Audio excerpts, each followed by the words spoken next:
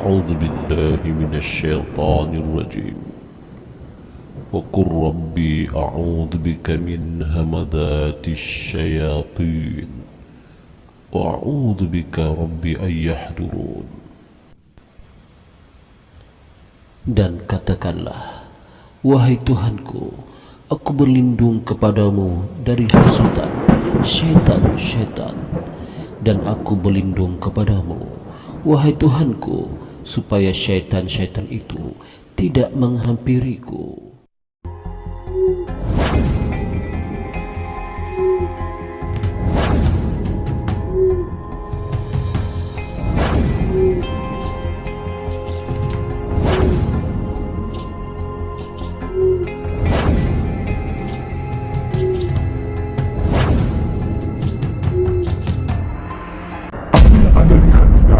Semestinya benar, hanya mereka yang mengalaminya sahaja yang tahu cerita sebenarnya. Anggaplah ia sekadar hiburan.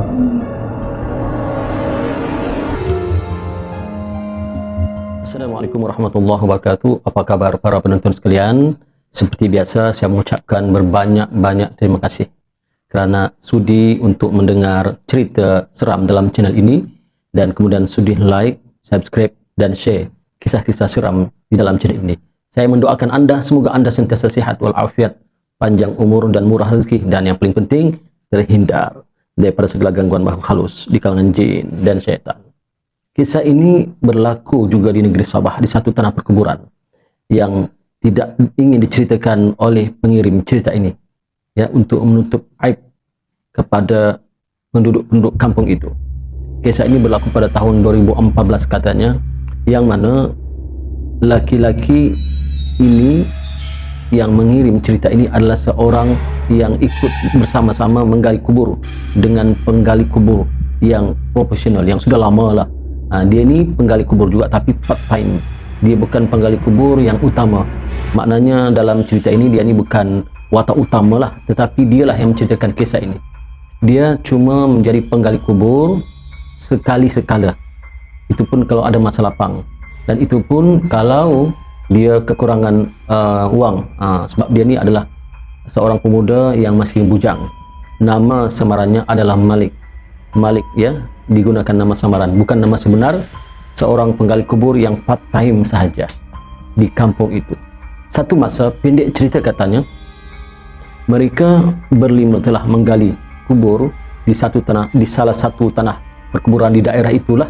Seperti biasa, pihak jenazah ataupun pihak keluarga arwah jenazah itu seperti biasa pada malam hari akan menelpon mereka, terutama menelpon ketua penggali kubur di tanah perkuburan itulah, untuk standby kubur pada esok pagi, yang mana jenazah akan dikebumikan pada esok pagi katanya, kerana jenazah meninggal pada malam hari, diuruskan, dimandikan, dikafankan, disolatkan esok pagi, dan selepas selesai solat akan dibawa ke tanah perkuburan yang berdekatan di daerah itu. Maka dipanggillah si Malik ini. Kebetulan pula Malik ini dalam keadaan free, kosong, tidak ada apa-apa kerja lain, dan kebetulan juga si Malik ini perlukan sangat duit, ya. Upah menggali kubur untuk sekali kali kubur RM150 untuk sekali. Taklah banyak, tapi kadang-kadang dalam sehari itu kadang-kadang dia kata si Malik sampai 10 tanah perkuburan mereka gali, kadang-kadang, tapi tak selalu. Biasanya dalam 3 sehari, 4 atau 5 sehari. Tetapi hari itu, katanya hari kejadian ini, 10 lubang tanah ataupun 10 liang lahat hendak digali. Maka sebab itu, ketua penggali kubur ataupun yang mereka namakan juragan lah, mereka biasa panggil juragan. Juragan ini sangat memerlukan jasa baik Malik untuk membantu mereka menggali kubur sebanyak 10 kuburan ataupun 10 liang lahat nak digali pada hari itu, ya. Masya Allah, kata si Malik, jarang-jarang berlaku dengan juragan, bagaimana boleh 10 liang kubur kita gali pada hari ini? Kata juragan, semalam sahaja, semalam sekitar pukul 10 malam hingga ke 12 malam 5 keluarga meninggal dunia, dan kelima-lima mereka minta gali kubur pada kita esok pagi hari inilah. Tetapi dekat-dekat pukul 4 pagi, dekat-dekat menjelang subuh, dia dapat mesej lagi, ada lebih kurang 3 lagi minta galikan kubur pada hari yang sama. Hari inilah katanya. Kemudian pagi-pagi itu, kira-kira pukul 6 pagi, ada lagi keluarga 2 orang yang meminta gali kubur. Jadi semuanya terpaksa mereka gali kubur. 10 lubang kubur hendak digali yang mesti disiapkan pada hari yang sama. Tetapi juragan ini pun meminta tempoh lah, macam biasalah kan. Minta tempoh, bukanlah serentak digali. Maknanya siapa yang call dahulu, siapa yang buat temu janji dahulu, dialah punya kuburan yang digali awal. Jadi juragan telah menetapkan sekian jam kubur ini, sekian jam kubur ini, tidaklah serentak, selang-selang sejam lah, supaya mereka pun tukang gali kubur dapat juga berehatkan. Maklumlah 10 lubang kubur hendak digali pada hari itu. Jadi termasuk Malik, mereka semua hanya 5 orang. Jadi Malik pun tanpa pikir panjang terima tawaran ini, kerana lumayan juga lah. Bayangkan satu kubur dia akan dibagi upah RM150. Kalau 10 kubur 1.500 dalam sehari. Memang berbaloi, memang dia dapat duit, dan apa yang dia inginkan, apa yang dia target sebenarnya dapat duit 1.500. Cuma dia terpaksa bekerja keras, letihlah dengan kawan-kawannya. Nasib baik tanah perkuburan itu tanahnya cantik, taklah keras. Ya, taklah keras, tanah yang elok, yang senang digali, senang dicangkul. Okey. Maka dah selesai 9 liang lahat mereka gali. Selesai 9 liang lahat itu, dan semua jenazah pun dah dikebumikan, tinggal satu sahaja liang yang terakhir, yang ke-10. Yang ini adalah pemanggil yang terakhir, yang memanggil sekitar pukul 6 lebih begitu kepada juragan untuk menggalikan kubur. Tinggal satu sahaja, ya. 9 liang lahat tepat pukul 4 petang dah selesai semua. 9 liang lahat. Cuma tinggal satu sahaja liang lahat ni, mereka kata nantilah pukul 5 lebih. Mereka nak rehat dulu, nak solat asar dan sebagainya, nak kopi-kopi, nak minum air lah. Ya. Lagipun jenazah yang terakhir ni pun taklah minta cepat. Taklah nak cepat sangat. Dan juga juragan pun telah memberitahu bahawa mereka, tanah kuburan mereka akan siap sekitar pukul 6 petang. Boleh tak boleh? Kata keluarga arwah boleh. Ya, boleh. Maka dekat-dekat pukul 6 petang itu pun siaplah, setelah mereka rehat semua, siaplah tanah kuburan, dan juragan pun menghubungi waris arwah itu untuk memberitahu bahawa tanah perkuburan dah siap. Tak berapa lama kemudian datanglah bin jenazah membawa arwah untuk dikebumikan di tanah perkuburan. Sesampai dekat dengan tanah kuburan, bin jenazah disambutlah oleh juragan Malik dan rakan-rakannya, ya, disambut untuk menunjukkan di mana lokasi tanah kuburan. Tetapi yang pelitnya para hadirin, turun saja jenazah itu daripada bin jenazah, Malik dan rakan-rakannya terhidup bau yang sangat busuk bau, sampai mereka bilang, bau apa ni? Bau apa ni? Kata Malik.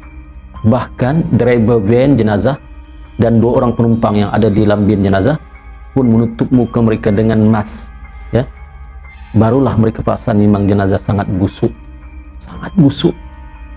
Keheranan Malik, belum pernah mereka mengalami jenazah yang sangat busuk, belum pernah. Jadi di hati Malik tertanya-tanya, apakah sebab jenazah sangat busuk? Kebiasaannya, kata Malik, jenazah yang busuk ini biasanya dia 3 hari meninggal dunia, 3 hari ke atas lah, 3 atau 4 hari. Kalau dia meninggal sehari tak busuk lagi, tapi kalau dah 3 hari busuk, memang busuk. Sebab tak perlu ceritalah, kata Malik, mengaibkan, ya. Jadi dah begitu, ada 2 kenderaan yang mengiring daripada belakang. Bin jenazah itu pun turun dalam keadaan muka mereka pun menutup. Ini bukan zaman Covid. Sebab ini peristiwa ini berlaku 2014, sedangkan Covid berlaku 2019 kan, COVID-19 19, 20, 21. Ini 2014, belum zaman Covid lagi. Iya, kan, makanya pun turun. Rupanya mereka menutup muka dengan mask itu adalah kerana tempat itu ataupun jenazah itu sangat busuk. Diangkatlah mereka, dalam keadaan mereka berangkat pun ada yang bertolak-tolak, engkaulah depan, engkaulah belakang, engkaulah depan, kata keluarga-keluarga yang ingin mengangkat jenazah itu ke tanah kuburan. Oleh kerana dalam keadaan bertolak-tolak, maka datanglah juragan dengan kawan-kawan Malik semua menolong mengangkat mereka. Tak tahan, dari jauh tercium bau yang sangat busuk, hanyir. Dekat lagi lah sampai Malik ini tak nak termuntah, tapi ditahan saja. Mereka tak bawa mask, mereka tutup dengan tangan. Ada kawannya tutup dengan baju, yang lain-lain pakai mask, okeylah sikit. Sampai di tanah kuburan, imam tak ada lagi ni. Kata juragan, mana imam yang untuk membaca talqin? Apakah kata keluarga daripada arwah? Dia kata imam dah dihubungi, dia kata sekejap dia datang. Tak apalah, mereka pun perlahan-lahan letakkan jenazah ke liang lahat, masukkan perlahan. Jenazah ini adalah jenazah lelaki letak perlahan di kuburan, letak dan kemudian ditutup, timbus cepat-cepat, letak kayu semua, ditimbus cepat-cepat, dah ditimbus cepat-cepat, ditimbus tu pun bau busuk masih lagi terhidup, masih terhidup, dah kuburan dah ditutup, tanah dah ditutup, masih lagi terhidup, bau busuk sangat. Maka bin jenazah pun cepat-cepat ambil keranda tu, bawa balik, tak mau tunggu lama, tinggallah beberapa orang waris pada arwah laki-laki yang datang. Dah ditimbus tanah, imam tak sampai-sampai lagi. Maka keluarga waris pun menghubungi imam. Assalamualaikum imam, mana dah? Imam kata, Allah, saya terlupa. Tak apa saya datang. Terlupa pula imam. Masya Allah, setengah jam ditunggu baru imam sampai. Dah selesai duduk semua, dibacakan talqin kepada arwah ini. Dibacakan talqin selesai, imam pun membaca talqin sambil menutup hidungnya dengan sapu tangan. Hinggakan suara talqin itu pun kadang-kadang jelas kedengaran, kadang-kadang tidak. Kerana Malik nampak imam tu seperti menahan bau yang sangat busuk. Malik dan rakan-rakan jauh di belakang, tak nak dekat. Begitu juga keluarga-keluarga lain. Sampai imam berkata, keluarga-keluarga waris jangan jauh, biar dekat sini, sama-sama kita. Ya mam, tapi tak nak dekat juga. Waktu tu dah, kan tadi dah di jenazah tanah perubatan siap dekat pukul 6 dan maghrib dah masuk. Malik dan rakan-rakan dah solat maghrib. Dah solat maghrib. Begitu juga yang lain-lain tu, yang waris-waris jenazah dah solat maghrib dah. Maknanya jenazah ini dikebumikan selepas solat maghrib. Tetapi kerana menunggu imam yang terlupa sampai isyak hingga dekat pukul 8 barulah ditalkinkan. Jadi dalam keadaan bau yang sangat busuk yang terhidup, padahal jenazah dah dimasukkan ke dalam liang lahat, dari timbus, dari kambus semua, bau busuk masih ada. Bahkan kata Malik, bukan setakat bau busuk yang dia hidup, tapi terasa seperti seram. Suasana itu seram sangat. Kemudian bila Malik menunggak ke atas, melihat bulan pula mengembang penuh, maka Malik ini pun terbayang dalam pikirannya macam-macam. Biasalah, Malik masih muda, selalu sangat tengok film-film seram, film serigala jadian lah, apalah macam-macam lah. Bila dia tengok bulan yang mengembang penuh, tambah seram si Malik. Maka juragan pun tanya, Malik, kenapa kau? Kenapa? Tak ada bos, tak ada. Malik biru. Dah selesai malam tu, alhamdulillah selesai semua balik. Maka Malik dan kawan-kawannya pun balik. Juragan juragan memberitahu dalam perjalanan balik kepada Malik dan rakan-rakannya, jangan lupa malam ni mandi tau. Mandi. Kamu tadi dah menggali kubur 10 kubur hari ini. Mesti penat kan? Malam ni mandi. Lepas mandi, tidurlah, Dan besok baru bos bagi, Malik, tak boleh ke malam ni kamu? Nantilah besok lah pagi saya hubungi kamu, besok datanglah sini tu di pondok tu, ingat besok saya bagi kamu semua, kamu ni bagi insyaAllah, ada tu, tak hilang. Okeylah, Malik kata. Maka Malik pun balik malam tu, macam biasa. Malik mandi dan semua, kawan-kawan pun mandi, tapi Malik tak rasa apa-apa malam tu, alhamdulillah. Malam tu mungkin kerana keletihan, selepas Malik mandi, makan dan sebagainya, Malik tidur tak sedar, lena yang amat lena. Bangun-bangun dah kedengaran suara azan, baru Malik sedar, bangun dan solat subuh. Pukul 7 pagi, juragan dah call, jom mari sarapan dulu. Maka mereka pun sarapan di satu gerai dekat tanah kuburan tu, ada gerai-gerai, minum situ, makan situ. Lepas tu juragan kata, saya nak bagi ni di dekat pondok lah, tak bagus bagi ramai orang, nanti orang nampak lain pula. Yalah bos. Sampai ke pondok dekat tanah kuburan, ada pondok-pondok situ, yang pondok tu dihaskan untuk mereka lah berehat, menggali kubur. Di situlah juragan bagi, Malik ni kau punya 1.500, kawan-kawan yang lain. Malik tengok dalam sampul surat, alhamdulillah 1.500, terima kasih juragan, terima kasih. Tapi kata juragan, nanti dulu, saya nak cerita ni. Kata Malik, apa tu juragan? Kamu perasan tak? Perasan apa juragan? Jenazah yang kita kebumikan semalam tu. Perasanlah juragan, bau yang sangat bau. Tahu tak kenapa dia bau? Tak tahulah. Saya dah simbang dengan waris kepada arwah, waris arwah. Katanya itu yang meninggal tu adalah ayahnya. Jadi bos, kenapa? Apa kaitan? Kata juragan, anaknya ni 2 orang laki-laki, 2 orang saja laki-laki, anak arwah ini. Yang lain-lain tu bukan, itu keluarga sepupu, keluarga yang dekat dengan arwah lah, dia katanya. Ayahnya ni yang sebanyak dah meninggal lama.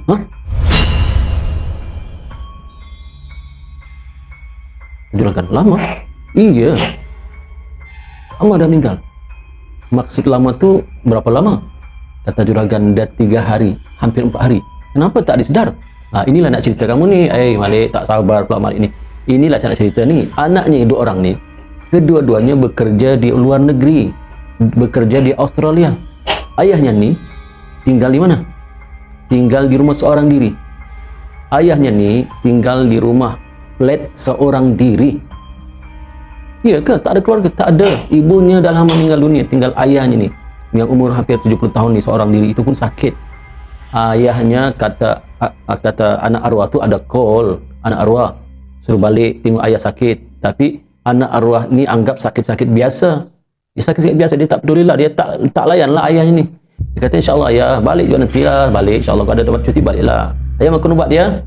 Kata iyalah, tapi ayah sakit, datanglah jenguk ayah. Insya-Allah ayah, insya-Allah. Bukan dekat ni ayah, jauh ni Australia. Nak balik pun tamang berapa, nanti dapat cuti, dapat gaji, insya-Allah lah kami baliklah. Iyalah nak, kata ayahnya. Berhati-hati dia sanalah. Begitulah yang didengar. Itulah perbualan terakhir dengan anak. Rupanya ayahnya ni sakit, tak ada orang sedar di rumah. Dan meninggallah 3 hari. Macam mana boleh disedari dia meninggal? Kerana jiran di sebelah rumah tercium bau yang sangat busuk. Jadi mereka ni ingatkan bau ini daripada bangkai kucing yang mati ke, ataupun bangkai anjing yang mati ke, yang biasa berlaku juga dekat-dekat taman tu. Ya, tapi inilah baunya lain macam. Makin hari makin busuk, makin hari makin busuk. Sehinggalah di pintu, ya lorong kan biasa kalau pit kan dia ada lorong kan, pintu-pintu tu kan ada cecair yang mengalir keluar dari arah pintu. Bila tercium cecair sangat busuk, rumah itu pula berkunci, bermangga, ada mangga, tak boleh masuk, kecuali kalau nak buka mangga bolehlah buka, mereka tak buka tak boleh. Maka jiran-jiran ni pun kerana mereka tak tahan dengan bau yang busuk dan mereka macam rasa ada sesuatu yang mencurigakan di rumah itu, maka mereka pun call polis untuk buat siasatan. Maka datanglah polis, kemudian datang pula bomba membawa alat lengkap untuk membuka kunci apa semualah. Buka, bila buka polis terundur belakang, bomba pun undur belakang. Bau yang sangat busuk daripada rumah itu berada dalam satu bilik, busuk sangat, Masya Allah. Ya, maka ketika itulah polis beritahu jiran, dia ni ada keluarga ke? Ada, kata jiran, anaknya belajar jauh di Australia, boleh tak hubungi? Sejak jiran itu pun mencari siapa yang tahu nombor telefon anak arwah yang berada jauh di Australia ini. Akhirnya dapat juga lah, baru dihubungi, barulah anak itu menangis dan barulah balik hari itu juga naik flight. Ya, sampai di sana di rumah itu barulah anak tu menerpa ke tempat ayah, tapi tak dapat masuk kerana tak tahan bau yang sangat. Dan bila dibuat kajian oleh pakar forensik, ya, polis forensik, pakar kajian, dia kata jenazah ini dah meninggal lebih 3 hari. Manggillah imam untuk uruskan jenazahnya. Nah, imam inilah yang uruskan jenazah beberapa dan bersama beberapa orang pembantunya daripada masjid yang berdekatan. Bila dekat imam, ya Allah, tak tahan juga. Tapi oleh kerana tugas terpaksa dia uruskan jenazah, tetapi pembantu-pembantunya ada yang undur diri, ada yang terbatuk, ada yang termuntah. Walaupun kata imam letak minyak wangi dekat-dekat mas kita pakai mas tu, letak minyak wangi supaya tercium minyak wangi, tak tercium lah bau busuk tu. Letak setanggi juga di tempat pemandian supaya hilanglah bau busuk, tapi tetap bau busuk itu bau busuk itu lebih kuat daripada bau minyak atar yang diletak dekat mas di hidung itu. Dah selesai dimandikan, dikapankan, disolatkan, kemudian biar jenazah pun datang membawa ke kuburan. Imam ini sebenarnya bukan dilupa, tapi dia tak nak lagi, kalau boleh keluarga tu panggillah imam yang lain. Dia tak nak lagi uruskan jenazah tu sebab Masya Allah, ya, tak tahan bau, tak tahan bau yang sangat busuk, lebih busuk daripada bangkai anjing lah, lebih busuk daripada bangkai anjing, Masya Allah. Ya, jadi selepas itu setelah itu barulah kata Malik, oh begitu ceritanya. Iya, apa, kenapa jadi busuk sangat? Kau ni Malik dah beritahu, sebab kan tadi dah diberitahu, kata juragan kepada Malik, dah begitu tadi, disebabkan lambat diurus jenazah itu menyebabkan jenazah itu menjadi busuk. Itu satu. Yalah. Yang kedua, rupanya anak arwah yang laki-laki ini menceritakan pada juragan tentang ayahnya nih. Kata anaknya, Cik, ayah saya ini sebenarnya tak ada kerja sejak kematian ibu saya, lebih kuranglah 5 tahun. Ayah saya tak ada kerja, tapi kami setiap bulan kirimkan duit pada ayah saya. Tapi Pakcik, ada satu yang kami tak suka dengan ayah kami ni. Apa dia? Kata juragan. Malik mendengar cerita juragan dengan penuh fokus. Katanya ayah saya ni membuat amalan yang bertentangan dengan agama. Apa dia? Maka kata orang anaknya itu, anak arwah itu katanya, ayah kami ini pakcik mengamalkan ilmu hitam. Hah? Ilmu hitam? Maksudnya begini, ayah kami pakcik sebenarnya kami pun rasa menyesal juga lah. Kami tak minta pihak berwajib untuk buat tindakan pada ayah kami ini. Ayah kami ini dia nampak macam bomo. Memang ramai orang yang datang ke tempatnya untuk meminta bantuan, pada ayah kami. Kata juragan, bantuan macam mana? Pakcik, saya nak cerita pun malulah. Maknanya orang-orang kampung ya, tanpa pengetahuan jiran-jiran sebelah datang jumpa ayah kami untuk memuja ataupun meminta nombor ekor. Ya, memuja, apa maknanya, ayah kami ini akan pergi ke tempat pemujaannya dalam hutan untuk meminta nombor ekor daripada makhluk-makhluk halus, makhluk-makhluk gaib. Begitu. Itulah perbuatan ayah kami selama ni. Kami dah tegur pakcik, kami dah bagi tahu, tapi ayah kami degil. Sebab itulah kami benci, bukan benci apa pakcik, ya, ayah tetap ayah. Tapi kami benci dengan perbuatan ayah kami. Sebab itu kami pergi jauh daripada Malaysia ini, kami pergi ke Australia untuk, kami tak suka melihat perbuatan ayah kami yang kami dah tegur tu, tapi tak ikut juga. Maka kata juragan, beginilah, kamu ni betul lah ayah kamu tu membuat perkara yang tak elok, tapi kalau boleh janganlah sampai kamu tak jenguk dia, tak ziarah dia. Berapa lama kamu tak ziarah ayah kamu? Dah 5 tahun pakcik. 5 tahun? Masya Allah, kata juragan ni. Ya, mana boleh begitu, 5 tahun. Patutnya kamu datang bimbing dia, panggil ustaz kah, panggil pihak berkuasa kah, kan? Itulah pakcik kami menyesal. Apa yang buat, kata pakcik itu, sesal dahulu pendapatan, sesal kemudian tak berguna lagi. Sekarang ni kamu hadiahkan Al-Fatihah saja pada ayah kamu, itu sajalah. Hadiahkan apa-apalah, sedekah kah, niatkan untuk arwah kah, dan sebagainya. Baik pakcik, baik pakcik. Itulah yang juragan cerita pada Malik, ya, pada Malik dan rakan-rakan Malik sebagai penggali kubur. Tapi ada satu peristiwa lagi yang menyeramkan yang berlaku, yang Malik ceritakan di dalam cerita, dalam email tu. Kata Malik, satu masa mereka terpaksa menggali kubur waktu malam selepas Isyak kerana waris arwah nak percepatkan pengkebumian jenazah itu kalau boleh malam itu juga.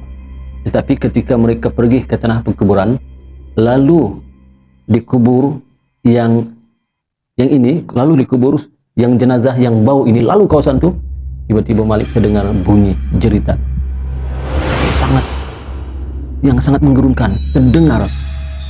Sangkaan Malik cuma dia saja yang dengar, rupa-rupanya kawan-kawan yang lain termasuk juragan yang penggali kubur semua dengar bunyi jeritan melolong meminta tolong yang sangat menyeramkan. Masya Allah, dari arah kubur itu, kubur jenazah yang berbau busuk ini, ya, Masya Allah. Jadi sampai mereka malam tu macam mana ni juragan, saya tak tahan lah, boleh tak kita pindah tempat lain? Kata juragan, ya betul, kita kena pindah tempat lain ni, jauh sikit dari sini.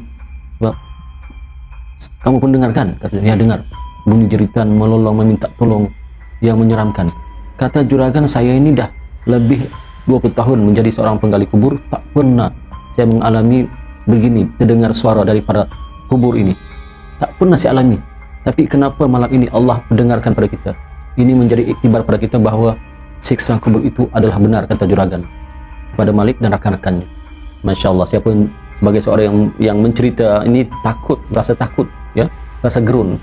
Jadi mudah-mudahan ini bukan setakat menjadi cerita seram untuk kita, tapi menjadi motivasi ataupun menjadi satu iktibar pengajaran. Moga-moga kita berubah menjadi orang yang baik, supaya besok kalau kita meninggal dunia menyenangkan masyarakat, menyenangkan ahli keluarga, bukan menyusahkan ahli keluarga. Masya Allah. Jadi cukup setakat itu cerita yang saya dapat sampaikan pada kali ini. Apa yang baik kita ambil sebagai tauladan, dan yang tak baik kita jadikan sempadan.